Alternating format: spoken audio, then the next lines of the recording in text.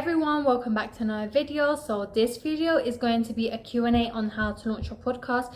These are questions I tend to get every time, like they keep coming up, so I'm just like, you know what, let me just do a Q&A and answer some of them.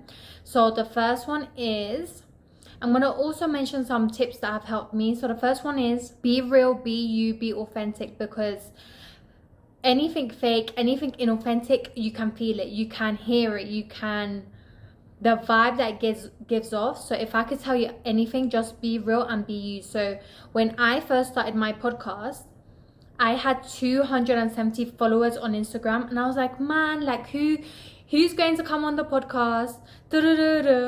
Who wants to even be on it? So my first 10 podcasts were the hardest. That's it. They were the hardest. I had to pitch a lot. Some people came on, some people didn't want to be part of it, and it's okay. We're now 100 episodes in, so it just goes to show you need to keep pitching, you need to keep persuading.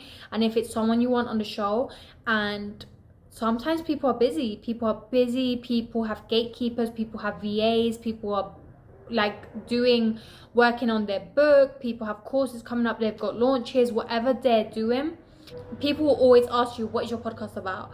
What is your podcast about? Who are the listeners? And by you using the analytics, you can have an idea. You can create like a summary. And yeah. The next one is equipment. Oh my gosh. The Blue Yeti is hands down the best piece of equipment ever. I actually don't have it with me. I don't have it with me because it weighs 1.5 kilos. That's a lot. So if you're catching a plane and you've got 10 kgs in your hand luggage, like, it's too heavy. So I have this and I have this. This is tiny, but this has good audio, like proper good audio. And these are like better. Like, I don't know, they're comfy. I got used to this. Like, if I'm on road, I just take this. But if not, then I got these two. And then with this one, you can just adjust it like this. Beep, beep, beep. But hands down, Blue Yeti is by far the best piece of equipment ever. 100%, hands down, by far. Anyone you know that's podcasting, anyone you know is doing interviews, has a Blue Yeti. Next question is, stay organized. If you're in a position where you're interviewing people overseas, Australia, Taiwan, South America, Peru, where else, USA, so in them, the most popular that come up all the time is MST, PST, and EST. So I use a website called World Time Buddy. What I'm going to do is I'm going to do like a little screenshot and then put the link underneath, and you put your city where you are from, where you are currently, where it be London, where it be Miami, where it be New York, where it be Taiwan, whatever. And then you also put the other city where your guest is from. So that may be Hong Kong, that may be Nigeria, that may be wherever they're at. So, and then it will, you just basically run along the time and their time. So it gives you an idea of how many hours ahead they are. So it's super trendy, super easy. Next one is being organized and the tools that you're going to use. Okay, so it took me a hot second to use calendar invites. I just refused. I'm the girl that loves pen and paper, loves stationery. What I'll do is I would write down the dates, the times, my time zone and my guest time zone, and stick it on the fridge. Yeah, I did that for a very long time. And then people just kept asking me, can you send me a calendar invite? Can you send me? And I'm like, I would make excuses as to why I couldn't send you I just didn't want to. But honestly, it allows you to stay so organized. So I highly recommend. It's so easy. It's like 3 steps. All you need to do is go on YouTube, figure out how to do a calendar invite and send it over to them.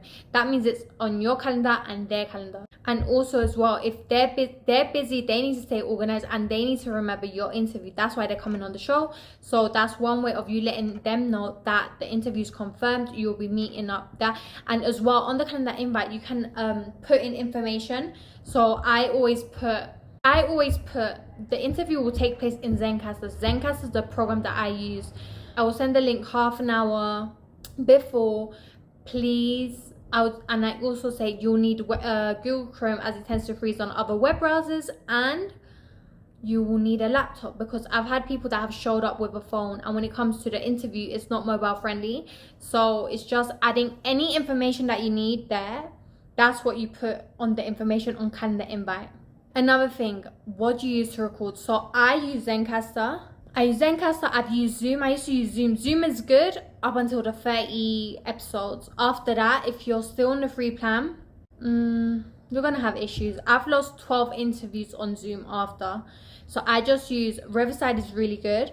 The quality is amazing, the audio is amazing, the lighting is amazing, and it records it locally. So you don't have to worry if there's any lag, you don't have to worry if about any other factors, like boom, Riverside. But I don't know how many hours it caps you on at a month. So that's one thing to look at. Zencaster is really good. I've been using Zencaster from day. The only thing with Zencaster is you need Google Chrome. So I always find myself explaining to my guests beforehand, you need Google Chrome because it will freeze on other platforms.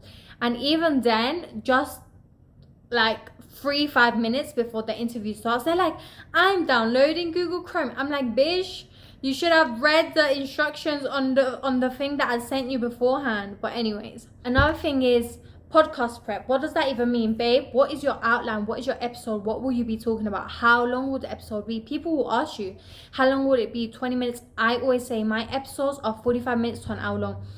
Once I had one guy from Ireland and he jumped on and he's like, I only have like 15-20 minutes. And I'm like, I can't do nothing with that. What am I gonna do with that? He's like, I'm so sorry, I just thought I didn't know. And I'm like, that's fine. So it does happen. Communication is a beautiful thing.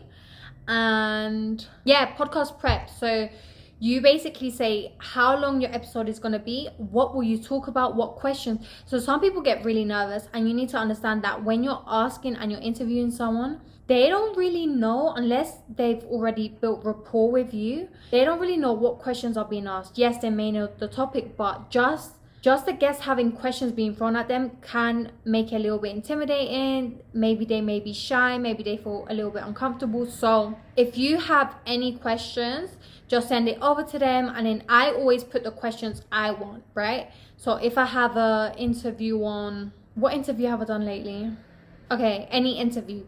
So you could be like, I don't know, let's say webcam model. The benefits, the pros, the cons, are you self-employed, taxes, how do you find stability, how do you find clients, how do you meet people in the community, how does it all work? So all questions you may have, you put it on your outline and you send it over. I always say things can be added, things can be removed, let me know. So it gives them an idea. Next is editing. So some people do very minimal editing. I just remove breath and the space and any dead space. What else? I think that's it. You add the intro, you add the outro, that is it. Next, we have hosting and distribution. So I do Anchor. I've been with Anchor from day. Some people switch, they go somewhere else. They do Podbean, they do Red Circle. They first began with Anchor, then they go back to Anchor because they were like, Anchor was a vibe. Those are the questions. Another thing I'm going to say is that don't overcomplicate it, just start. Sometimes we overcomplicate things for certain reasons. Oh, we're not ready. Oh, this, I don't know, I don't have the content, I don't know how to start, I don't know what to do, I don't have the equipment, I don't have the following.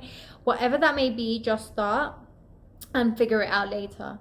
Where it be audio, where it be sound, where it be, if you don't have a good microphone, if you don't have anything, do it in your closet. I thought this was nonsense, but it really, really works. And I've seen people do their podcast in a car, like they do it in the car, but the audio quality is really, really good once you do it in the wardrobe. It works. I've tried it. My first few episodes were in a wardrobe until I kind of figured it out, until I got headphones, until I figured. So just figure it out. Sometimes, say for example, use the content you already have. If you've done a YouTube video, if you have done a live, if you have done a TikTok video, I think TikTok, you can do videos more than 10 minutes or up to 10 minutes. Use the content you already have. If you've done a live and it's like 20 minutes, 30 minutes, 40 minutes, look at a way where you can download it and upload it as your podcast, and boom, that's it. So anyways, hope this helps. If you have any questions, please do ask. Your girl loves you. Hasta luego.